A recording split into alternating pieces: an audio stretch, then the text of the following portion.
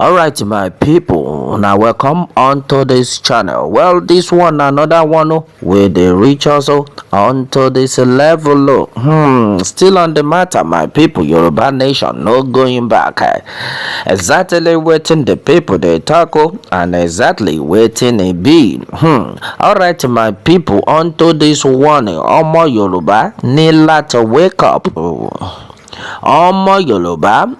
G Mason. Yes, so this one security alert where they come onto our table. In fact, this one it surprises many people as this one they happen for inside the Ile Yoruba. Now some people don't come outside, they can't say make everybody shine their eye. You see, something just happened for inside Ilorin where we dey talk. That's one I think na Kwara State. Yes, Ilorin for Kwara State, and then everybody don dey talk about this video, and then the video don go viral. As una dey see na the picture I dey show na so wetin dey happen for Ile Yoruba, and this one happen for Ilorin. They call the name of the place Gerewu in Ilorin. Okay, now wetin really happen? My brother, my sister, this one go shockilize everybody. And these people where they do this thing, then they everywhere for we area. Now with the news where they reach our table, they don't let us understand. Say all those boys where they waka up and down, where they go carry wheelbarrow, they go take make una, where they go they say make una bring abo ayotonjo, make you bring a pot tonjo, everything condemn with the buy. You know, I don't remember all those boys now, all those Fulani boys. Some will say na Hausa boys them be, but now the news where they reach us be say even now where would they talk? Many Fulani people they don't join, and they use that thing. They do body work for everywhere where they go. You go there, abo ayotonjo, egbe condemn battery we go buy. They go they tell you say even if na couple wey be say you don lake then go buy. You know all those people. You then see say you get plastic, they go enter, they go say we go buy. Yes, so now you know many people they know this hardship where they now. Some people self they fit just go see inside, they see their television where even they work. Some people go carry go give them say oga I want sell am. You go even tell them say but this one they work they go tell you say work car oga we know they buy anything where they work now for condemn we they sell am. Yes, I know so many people understand the waiting with the talk now. You go carry fridge where they work, you go show them because the man don't broke fridge. Maybe say you buy the fridge for 50,000 naira. For example, you buy the fridge for 50,000 naira where they work. If you go carry and give these people, you go tell them say they work. The aboki man go say oga forget it whether they work or no they work. Me I go buy them for 200 naira. Because na condemn me, I go condemn am. You go come shout Chineke, why you go buy this kind thing for 200 naira, something of 50,000 where they work? They go tell you say nothing concern us. You say this thing they work, waiting we know be say na condemn. We won't use them. Okay, you want to go? Now those people with the talk, then go come to your area, then plenty. Then go they join one thing paruru for your area. You go down sitting at them every morning, and they everywhere. Some of them they carry nylon, some of them they carry akpo iresi, and then some of them they carry what they call a truck or wheelbarrow. We be say they take they push you.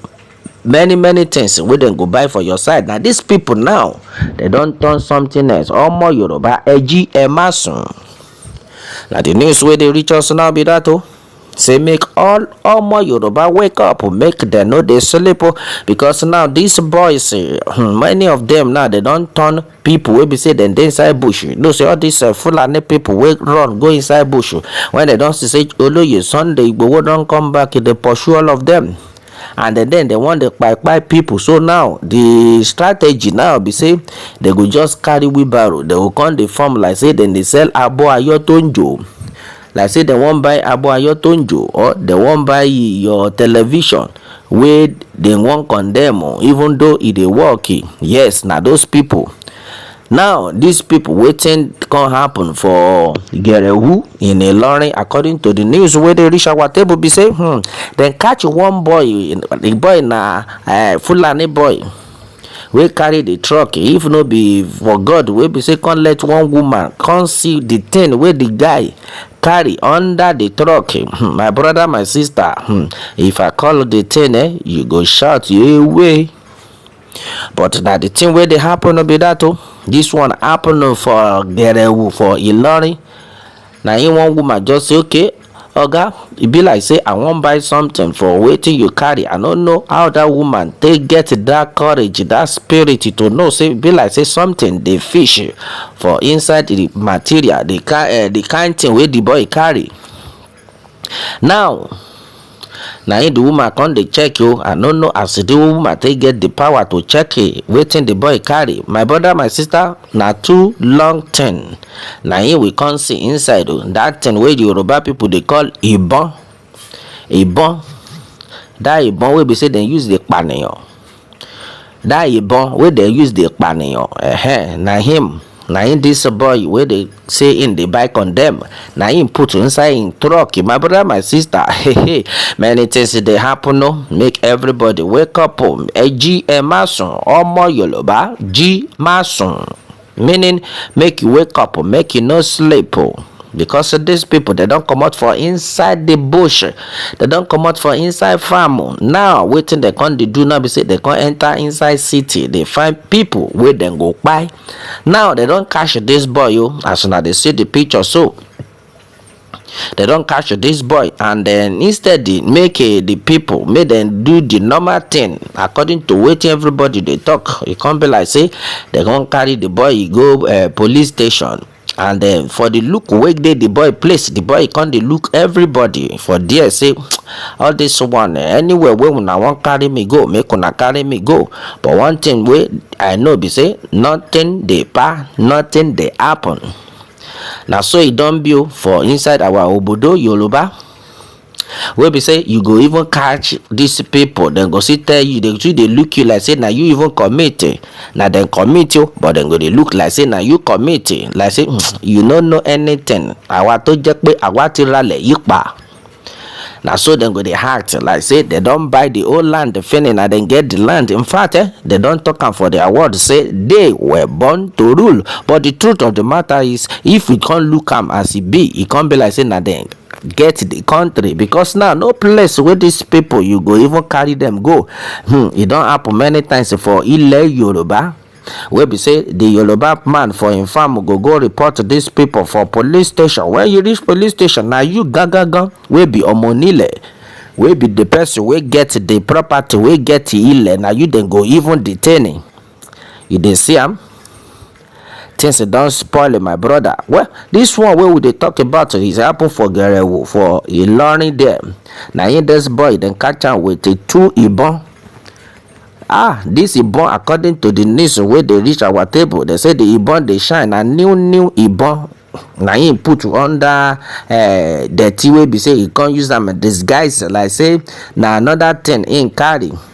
Okay, now people come dey talk say, so now the package where these ones they want to enter, now small boy you only God where in the nowhere in the carry those ibon they go.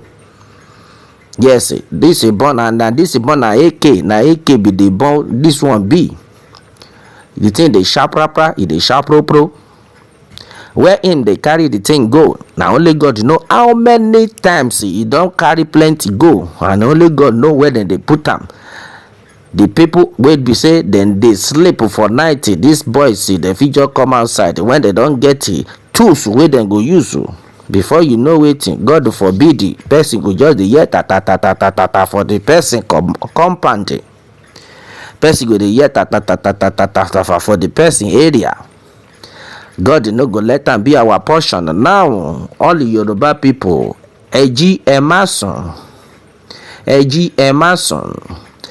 Everybody need to wake up. If not for that woman we discover say something is fishy, let me see wetin dey sup inside the wheelbarrow. As the woman catch the boy finish, na him dey come say make the boy kneel down. As the boy kneel down, they talk. The boy dey look dem say, who be all this one? Who be all this one wey be say dem dey say make I kneel down? Una no know anything. Now don't forget to say na we get them for this country. Na so the boy dey look everybody like say na them, na those people committee, of which na him be the person wey committee. Ọlọ́run jọ ṣàánú àwọn ọmọ rẹ̀ nílẹ̀ Yorùbá especially. They go to tell you say ẹ wá ra ọba ayọ̀ tó ń jó, condemn TV, condemn abọ́, condemn this, condemn that. My brother, my sister, na another strategy now be say these people dey carry ìbọn dey waka. They go just say okay, then they sell it. God won't come punish some people. If no be God the way they protect us, you go invite that kind of person inside your compound. Before you know waiting, the person go don't show you two ibon. At the end of the day, waiting you won't do. Now their security don't expose. God don't expose them. All these things the way they want they do, God big pass them. God the big pass them. Now he make God they expose them one by one. This kind of people enter your compound. The next thing, another thing, then go they do because they don't see say Chief Sunday Igboho don't they pursue all of them come out for inside the place where we say then they do bad thing. Now they no want stay inside the bush again. Waiting they want on the strategize. Now be say they want they carry the ibon they walk out for street. You where you can't go, they go say you won't call them. Now so they go just release the thing. Ta. My prayer be say it no go be our portion. Yes, so only amen. No go fit solve this one. The best be say make we do the needful. Everybody. Emerson. Well, my people, now the thing where they happen be that where they enter our table where I say make a letter now know as they go because these people they can never be predicted. Okay, and now so it be my people onto this one. Meanwhile, if this one are your first time where they join this channel, I beg you make you try to they support us, to they subscribe to this channel, and to even share to people where they there. And as you they do that one, God go they continue to they bless you. Now so it be. All right, bye for now.